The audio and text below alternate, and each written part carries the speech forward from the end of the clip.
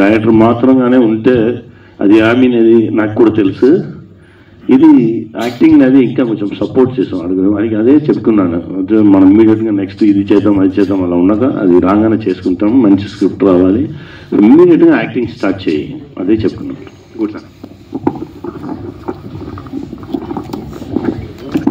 ధనరాజ్ గారు, యాక్చువల్లీ మనం సొంతంగా కథ రాసుకొని మన కథను మనం డైరెక్షన్ చేసుకోవడం వేరు, వేరే వాళ్ళ కథను మీరు డైరెక్ట్ చేశారంటున్నారు.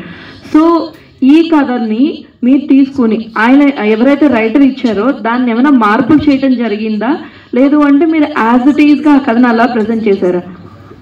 అంటే బేసిక్గా ఏంటంటే ఇక్కడి నుంచి అక్కడికి వెళ్ళి కూర్చున్నారు, ఇది కథే. అక్కడి నుంచి ఇక్కడికి వచ్చారు, ఇది కథే. ఇక్కడి నుంచి వాళ్ళు వెళ్ళి అక్కడ 2 గంటల సేపు ఇలా కూర్చున్నారు అన్నప్పుడు మనం మధ్యలో రాస్తూ ఉంటాం. అలాగా ఆయన చెప్పిన కథ ఏదైతే ఉందో ఆ కథని ఇద్దరం కలిసి కూర్చొని ఒక 9 months జర్నీ చేసాం. ఈ సీనా ఆ సీనా ఏంటి అని మొత్తం డ్రాఫ్ట్స్ తీసి రాసుకొని, సార్ ఇప్పుడు ఈ కథని ఇలా డీల్ చేసి నేను డైరెక్షన్ చేస్తే మీకు ఓకే కదా అని ఆయన దగ్గర నుంచి తీసుకుని ఇద్దరం ఓకే అనుకున్న తర్వాత వెళ్ళాం. ఫైనల్గా ఆయనైనా సరే నేనైనా సరే ప్రొడ్యూసర్ గారి కథ చెప్పేటప్పుడు సార్ ఇది ఫైనల్ వెళ్తున్నా అంటే ఆయన కూడా ఒకసారి చదివి ఇదే వెళ్తున్నాం అని ఫిక్స్ అయ్యి వెళ్ళాం అంతేనండి. అండ్ అలానే తండ్రి సెంటిమెంట్ మీద, అంటే ఇక్కడ మీరు అక్కడ పోస్ట్ లో కూడా చూసుకుంటే అన్యూజువల్ ఫాదర్ స్టోరీ అని పెట్టారు. సో తండ్రి సెంటిమెంట్ మీద చాలా కథలు వచ్చినాయి. సో ఈ రామం రాఘవం ఏ విధంగా డిఫరెంట్ గా ఉండబోతుంది? అండ్ అంటే తండ్రి అనే ఒక ఎమోషన్, నాన్న అనే ఒక ఎమోషన్ ని చూపించాలి అంటే ఒక కీన్ పాయింట్, అంటే ప్రేక్షకులకు కనెక్ట్ అయ్యే ఒక పాయింట్ ఉండాలి. సో అటువంటి ఎలిమెంట్స్ దీంట్లో ఉండబోతున్నాయా?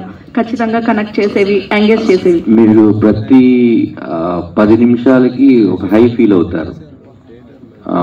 ప్రతి సీను కొత్తగా డిజైన్ చేసింది, జరిగినవి చూసినవే కొత్తగా చెప్పడానికి. ఒక సీన్ మాటల్లో చెప్పాం, ఒక సీన్ మేకింగ్ లో చెప్పాం, ఒక సీన్ ఎక్స్ప్రెషన్ లో చెప్పాం, ఒక సీన్ కొత్తగా చెప్పాం.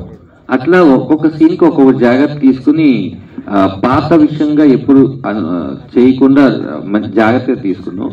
రెండోది ఏంటంటే మీకు ఈ సినిమా లాస్ట్ ఒక 20 నిమిషాలు ఒక మీరు ఎక్స్పెక్ట్ చేయని డ్రామా జరుగుద్ది.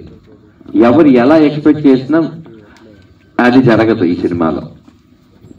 మీరు అదే అనుకోవాలని నేను కథ రాశాను, మీరు అదే అనుకోవాలని నేను ఈ సినిమా తీశాను, కానీ మీరు ఏది అనుకుంటే అది మాత్రం జరగదు. అది మీరు చూస్తారు స్క్రీన్ లో. ధనరాజు గారు, నా పేరు సురేష్ దండు, మా డాడీ పేరు దండు వెంకటయ్య. సో బొమ్మరిల్లు సినిమాలో లాగా తండ్రి చేతుల్లో కొడుకు మీ చెయ్యి ఉండదా? ఇందులో వదిలేస్తారా? అంటే అందులో వదిలేయమని కోరుకుంటారు అతను. ఓకే, ఇందులో గట్టిగా పట్టుకున్నారు అని కాదండి. ఇది ఏంటంటే ఈ తండ్రి కొడుకులు వేరు, మీరు చూడలేదు. ఆ తండ్రిని మీ ఇంట్లోనూ పక్కింట్లోనూ లేదా ఎక్కడో చూసుంటారు, కానీ ఈ కొడుకును మీరు ఎక్కడ చూసుంటారు. ఈ కొడుకు చాలా దుర్మార్గుడు అని పేరు పెడితే దుర్మార్గుడు అనేవాడు ఫీల్ అవుతాడు, దరిద్రుడు అని పేరు పెడితే దరిద్రుడు అనేవాడు ఫీల్ అవుతాడు, ఎదవ అంటే ఎదవ ఫీల్ అవుతాడు. అవన్నీ కాకుండా ఈ కొడుకు అన్నది. సో ఇలాంటి తండ్రి ఉండొద్దు అంటారు కదా మీరు, మరి అలాంటి తండ్రి ఉండకపోతే కొడుకులు ఉండడం కష్టం కదా సార్? మరి అదేండి వీడి పాయింట్ ఆఫ్ వ్యూలో మెచ్చుకుంటే గనక వీడికి ఎవరైనా ఓకే. ఒక తండ్రినే కాదండి, ఈ సినిమాలో ఉన్న అన్ని క్యారెక్టర్లు అసహించుకుంటాడు వీడు. మంచిగా చదువుకోవడం, మంచిగా జాబ్ చేయడం అనేది తప్ప అనే యాంగిలా కాదు. అదేనండి, అప్పుడు నేను ఏం చెప్తున్నాను, నాలాగా ఎవరు ఉండకూడదని చెప్పడానికి రాసుకున్న కథలో ముందు నన్ను తిట్టించుకోకుండా నేను ఎలా చెప్పగలను ఆ విషయం? అప్పుడు మీరు ఇప్పుడు ఈ ప్రశ్న అడిగేవాళ్ళు కాదు. బాగా చదువుకోమంటే అలాగే నాన్న బాగా చదువుకుంటారంటే అసలు సినిమానే తీసేవాళ్ళం కాదు. యా